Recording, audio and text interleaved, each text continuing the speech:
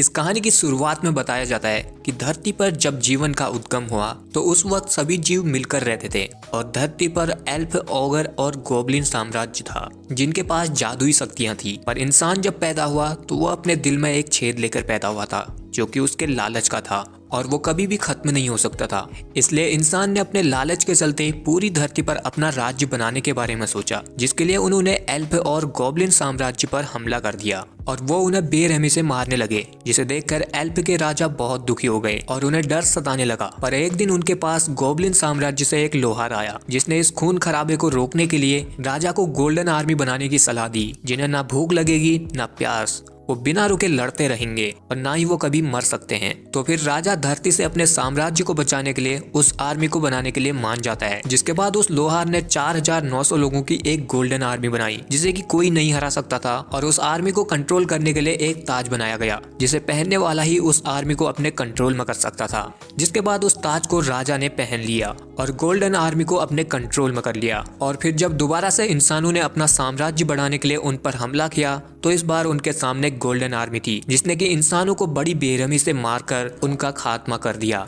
लेकिन राजा इतना खून खराबा नहीं चाहता था, इसलिए उन्होंने युद्ध को रोककर उस ताज को 3 हिस्सों में बांट दिया, जिसमें से 2 हिस्सों को अपने पास रखे और एक हिस्से को इंसानों के साथ ये समझौता करते हुए दे दिया कि आज से इंसान शहरों में रहेंगे और जितने भी जादुई जीव या उनके साम्राज्य वाले लोग हैं वो सब जंगलों और धरती के अंदर रहेंगे और इंसान उनके साम्राज्य या जिंदगी में कोई भी दखल अंदाजी नहीं करेंगे। और इंसान भी राजा के इस समझौते को मान गए। पर जो राजा का बेटा प्रिंस नोआड़ा था उसे इंसानों पर भरोसा नहीं था और वो राजा के इस फैसले से खुश नहीं था, इसलिए वो हमेशा के लिए राजा और अपने साम्राज्य को छोड़कर चला गया। जिसके बाद राजा ने उस गोल्डन आर्मी को धरती के नीचे एक सीक्रेट जगह पर छुपा दिया ताकि कोई भी वहां तक ना पहुंच पाए। और अभी तक इस कहानी को प्रोफेसर यहाँ हेल बॉय को सुना रहे होते हैं जो कि इस वक्त 11 साल का था। हेल बॉय जो कि प्रोफेसर को दूसरे विश्व युद्ध के बाद मिला था, जो कि दूसरी दुनिया से इंसानों की दुनिया में आ गया था, जिसे कि प्रोफेसर ने अपने बेटे की तरह पाला। इसके बाद ये कहानी प्रेजेंट टाइम में आती है जहां हम प्रिंस नोआड़ा को देखते हैं जो कि लड़ाई की प्रैक्टिस कर रहा था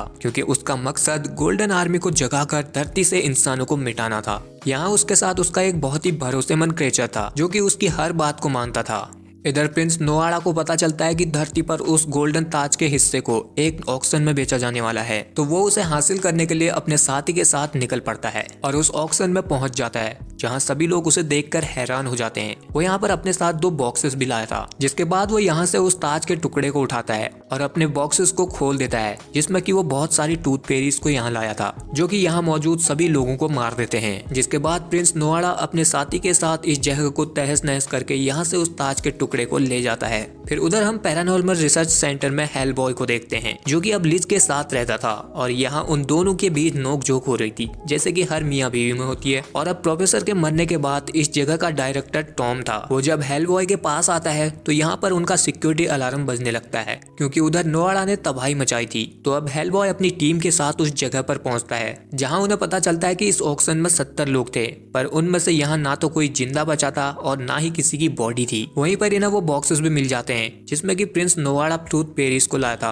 ओरिकल जब उस बक्से को छूता है तो उसे पता चलता है कि ये बॉक्स बहुत ही पुराना राजा महाराजाओं के टाइम का है और इसमें वो टूथ पेरिस थी जिनके बारे में वो उन्हें बताता है कि ये टूथ पेरी बहुत ही खतरनाक होती हैं जो कि इंसानों की हड्डियों तक को खा जाती है और उन्हें टूथ फेरी इसलिए कहा जाता है क्योंकि उन्हें इंसानों के दांत खाना बहुत पसंद है। इससे अब ये लोग समझ जाते हैं कि यहाँ मौजूद सभी लोगों को उन टूथ फेरीज ने ही मारकर खा लिया होगा और तभी इन पर भी वो टूथ फेरी हमला कर देती है जो कि इन सबको खाने लगती है, जिनसे हेल बॉय लड़ता है पर वो बहुत ही ज्यादा थे। तो अब लिज अपने अंदर की आग को बाहर निकालकर उन सभी टूथ फेरी को जलाकर भस्म कर देती है। लेकिन यहाँ इस दौरान हेल बॉय खिड़की से नीचे गिर जाता है जहाँ उसे सभी न्यूज रिपोर्टर और लोग देख लेते हैं और अब हेल बॉय की पूरी टीम दुनिया के सामने आ चुकी थी। जिसके बाद हेल बॉय अपनी टीम के साथ रिसर्च सेंटर वापस आ जाता है जहाँ वो अपने आप को टीवी में देखकर बहुत खुश होता है और इसी वजह से वो जानबूझकर दुनिया के सामने आना चाहता था ताकि वो लोग उसे हीरो समझे। तभी इधर पर टॉम आता है जो कि हेलबॉय को बताता है कि तुम्हारी टीम में एक नया मेंबर आने वाला है जो कि तुम्हारी टीम को लीड करेगा। इसके बाद उधर हम प्रिंस नोआला को देखते हैं जो कि उस ताज के टुकड़े को लेकर अपने पिता राजा के पास जाता है, जहां वो अब अपने पिता से ताज के उन 2 हिस्सों को मांगता है, क्योंकि अब वो उस ताज से गोल्डन आर्मी को जगाकर इस धरती से पूरे इंसानों को खत्म कर देना चाहता है। उसे लगता था कि इंसानों ने उसके साथ ज्यादती की है। वो अपने पिता से कहता है कि इंसान बहुत लालची होता है, अगर इंसानों को इस ताज के बारे में पता चल गया तो वो लोग सबसे पहले हमें ही मिटाएंगे।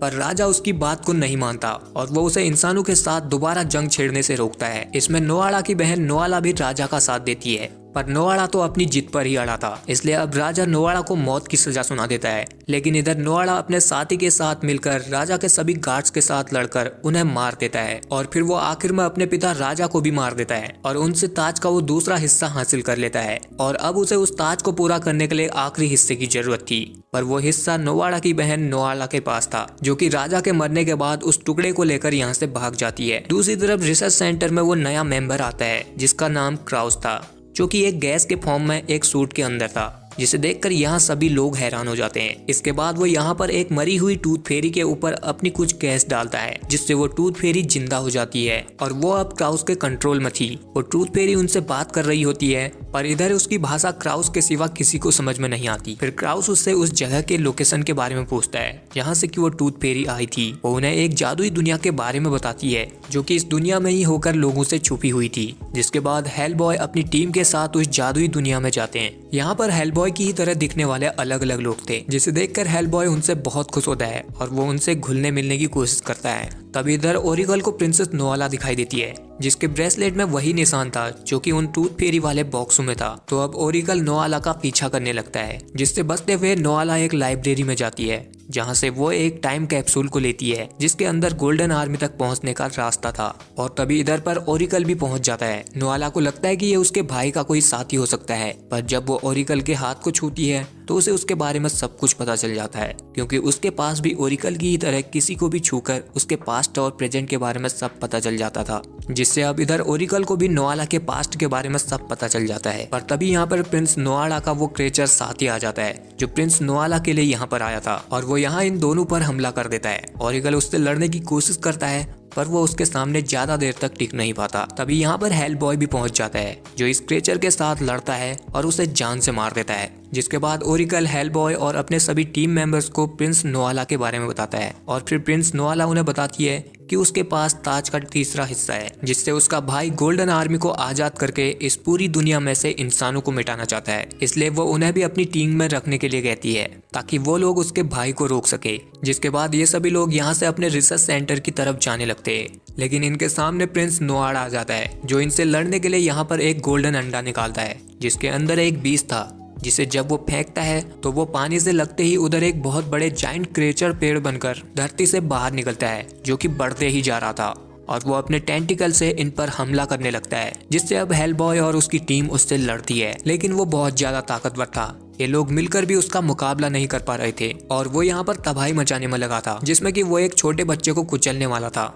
पर हेलबॉय उस बच्चे को बचा लेता है, जिसके बाद वो उस क्रेचर के साथ लड़ने लगता है और उस पर गोलियां बरसाकर उसे मार देता है। इसके बाद वो उस बच्चे को नीचे लाता है और उसकी माँ को दे देता है। पर इधर सभी लोग उसे ही इसका जिम्मेदार मान रहे थे और उसे एक शैतान समझकर उस पर पत्थर फेंक रहे थे, जिससे लिज को बहुत गुस्सा आता है और वो सभी से कहती है कि ये कोई शैतान नहीं है, इसने उस बच्चे को बचाया था और बहुत सारे इंसानों को कई बार बचाया है। जिसके बाद हेलबॉय अपनी टीम के साथ रिसर्च सेंटर वापस आ जाता है, जहां लिज हेलबॉय के चोट पर दवाई लगा रही होती है। तो इधर हेलबॉय को इंसानों से नफरत होने लगती है, क्योंकि वो लोग उसे देखकर शैतान समझ रहे थे, जो कि आज तक उन्हें बचाता आया था। पर लिज उसे समझाती है कि वो लोग चाहे कुछ भी समझे, पर तुम्हें पता है कि तुम क्या हो। दूसरी तरफ उधर नोआला ओरिकल के साथ थी। वो यहाँ पर उस ताज के टुकड़े को ओरिकल के एक बुक में छुपा देती है। फिर वो ओरिकल को बताती है कि वो और उसका भाई दोनों जुड़वा हैं और वो दोनों एक दूसरे से जुड़े हुए हैं, जिस वजह से नोआला को चोट लगती है तो इधर नोआला को भी चोट लगती है। और क्योंकि वो दोनों एक दूसरे की चेतना से जुड़े हुए हैं तो प्रिंस नोआला उसे कहीं से भी ढूंढ सकता था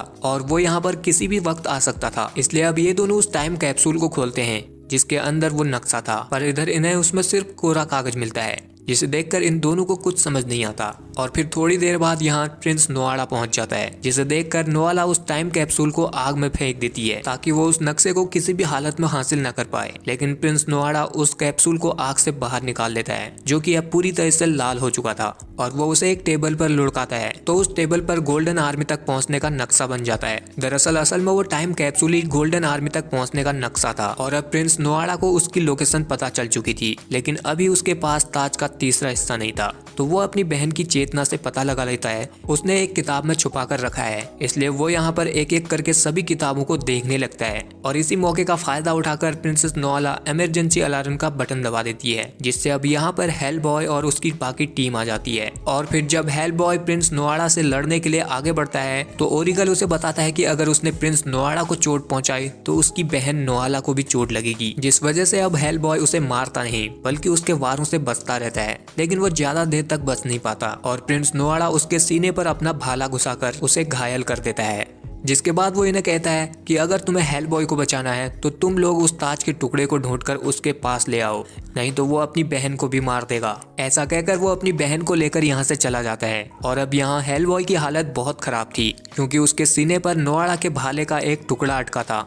ओरिकल जब उस टुकड़े को निकालने की कोशिश करता है तो वो टुकड़ा और अंदर की तरफ चला जाता है। जिसके बाद उधर ओरिकल अपनी पावर से उस किताब का पता लगा लेता है जिसमें कि नोआला ने उस ताज के टुकड़े को छुपाया था। और फिर ये लोग भी हेलबॉय को लेकर उस गोल्डन आर्मी की लोकेशन के लिए निकल पड़ते हैं, क्योंकि इन्हें पता था कि नोआला उन्हें वहीं मिलेगा और वहीं जाकर हेलबॉय ठीक हो सकता है। जिसके बाद ये सभी उस जगह पर पहुंच जाते हैं, लेकिन यहाँ पर बड़ी बड़ी चट्टानों के सिवा कुछ नहीं था। तभी इनके पास एक गॉब्लिन आता है जो इनसे पूछता है कि वो लोग यहाँ पर क्यों आए हैं। तो हेलबॉय उन्हें नोआला और गोल्डन आर्मी के बारे में बताता है। तो वो गॉब्लिन उन्हें कहता है कि वो उन्हें वहां ले जा सकता है, पर इसके बदले में उन्हें एक चमकती हुई चीज उसे देनी पड़ेगी। फिर जब उसकी नजर हेलबॉय के घाव पर लगे उस नुकीले हथियार पर पड़ती है तो वो उसे ही मांगता है। इस पर लिज उसे कहती है कि अगर उन्होंने इसे निकाल दिया तो हेलबॉय मारा जाएगा। तो वो गॉब्लिन उन्हें कहता है, मैं किसी ऐसे को जानता हूँ जो तुम्हारे दोस्त को भी बचा लेगा और इस नुकीली चीज को भी निकाल देगा। फिर ये कहकर वो अपनी सीटी बचाता है तो यहाँ पर मिट्टी और चट्टान के रूप में एक बहुत ही बड़ी मूर्ति बाहर निकलती है, जिसके अंदर एक गुफा थी। ये लोग उस गुफा के अंदर जाते हैं जहाँ उनके सामने मौत की देवी थी और उसके बहुत सारे आंख थे जो कि उसके चेहरे के बजाय उसके पंखों पर थे, जिसे देखकर हेलबॉय बेहोश होकर नीचे गिर जाता है। और उस देवी को यहाँ इन सब के बारे में पहले से पता था कि वो लोग यहाँ क्यों आए हैं। तो अब लिज उसे हेलबॉय को बचाने के लिए कहती है। इस पर मौत की देवी उसे बताती है कि हेलबॉय का जन्म पूरी दुनिया को मिटाने के लिए ही हुआ है और आज नहीं तो कल वो ऐसा जरूर करेगा। लेकिन लिज उसे कहती है कि वो एक अच्छा इंसान है और वो ऐसा कभी नहीं करेगा, और वो उसे बचाने के लिए कहती है। तो फिर मौत की देवी हेलबॉय के सीने से उस नुकीली चीज को निकाल देती है और लिज से कहती है कि अगर तुम्हें इसे बचाना है तो तुम्हें इसे जीने की कोई वजह देनी होगी। तो फिर लिज हेलबॉय के कान में उसे बताती है कि वो उसके बच्चे की माँ बनने वाली है और वो पिता बनने वाला है, जिसे सुनने के बाद हेलबॉय को जीने की वजह मिलती है और वो वापस से जिंदा हो जाता है। जिसके बाद गॉब्लिन उन्हें यहाँ से उस जगह पर ले जाता है जहाँ पर की गोल्डन आर्मी थी और यहाँ पर नोआला पहले से ही मौजूद था और वो इनसे अपनी बहन को आजाद करने के बदले में ताज का तीसरा हिस्सा मांगता है, जिसे कि ओरिकल उसे दे देता है क्योंकि वो नोआला से प्यार करता था और उसे किसी भी हालत में बचाना चाहता था। अब तीसरे हिस्से को पाने के बाद नोआला उस ताज को जोड़ता है और अपने सर पर पहन लेता है, जिससे यहाँ पर गोल्डन आर्मी जाग जाती है। और फिर नोआला इन सबको धोखा देकर उस आर्मी को इन्हें मारने के लिए कह देता है, जिसके बाद वो आर्मी इन सब पर हमला करने लगती है। अब इधर हेलबॉय और उसकी पूरी टीम उनसे लड़ती है। वो लोग यहाँ पर उन लोगों को मार रहे थे तो गोल्डन आर्मी वापस से जिंदा हो जा रही थी क्योंकि वो अमर है और अब ये लोग नहीं बच सकते थे। पर तभी हेलबॉय को गोल्डन आर्मी की पूरी कहानी याद आती है जिसे कि प्रोफेसर उसे बचपन में सुनाते थे, जिससे अब हेलबॉय को पता चलता है कि अगर ताज को पहनने वाले को कोई राज परिवार वाला चुनौती देता है तो उस ताज पहनने वाले को उससे लड़ना ही पड़ता है। इसलिए अब हेलबॉय नोआला को लड़ने की चुनौती दे देता है क्योंकि वो भी दूसरी दुनिया में एक राजा का बेटा था, जिससे अब यहाँ पर वो सारी गोल्डन आर्मी रुक जाती है। और फिर इधर नोआला और हेलबॉय के बीच लड़ाई होती है जहाँ हेलबॉय उसे इस बात से बिना डरे मार रहा था कि उसे मारने से उसकी बहन बहन को भी चोट लगेगी। इसलिए इधर जब हेलबॉय नोआला को चोट पहुंचा रहा था तो उधर उसकी बहन नोआला को भी चोट के निशान हो रहे थे। पर फिर आखिर में हेलबॉय उससे लड़ाई में जीत जाता है और वो उसके ताज को ले लेता है। पर हेलबॉय उसे मारता नहीं, क्योंकि उसे मारने से उसकी बहन नोआला भी मर जाएगी। लेकिन इधर नोआला हेलबॉय पर पीछे से हमला करने के लिए एक खंजर निकाल देता है। पर जब वो उसे मारने वाला था तो इधर उसकी बहन नोआला ये देखकर अपने आप को ही मार लेती है, जिससे इधर नोआला भी पत्थर बनकर मारा जाता है। जिसके बाद लिज अपनी आग से उस पूरे ताज को पिघला देती है और गोल्डन आर्मी हमेशा के लिए खत्म हो जाती है। और फिर जब हेलबॉय और उसकी टीम इस गुफा से बाहर निकलती है तो वहाँ पर टॉम भी आया हुआ था, जो इन्हें बहुत सुना रहा होता है कि तुम बिना इजाजत के अपनी मर्जी से ये सब नहीं कर सकते। तो अब हेलबॉय उसके इस टीम और रिसर्च सेंटर को छोड़ देता है, क्योंकि वो अब लिज के साथ अपनी एक नई जिंदगी शुरू करना चाहता था। और यहीं पे the end. So I hope you guys कि आपको ये वीडियो पसंद आया है। अगर आया तो इस वीडियो को लाइक शेयर तो आपको करना ही है, और नए हो तो चैनल को सब्सक्राइब भी कर लो। बाकी मैं मिलता हूँ आपसे अगली वीडियो में, तब तक के लिए आप हमारे चैनल की और वीडियोस को भी देख सकते हैं, जिन्हें देखने में आपको बहुत मजा आएगा।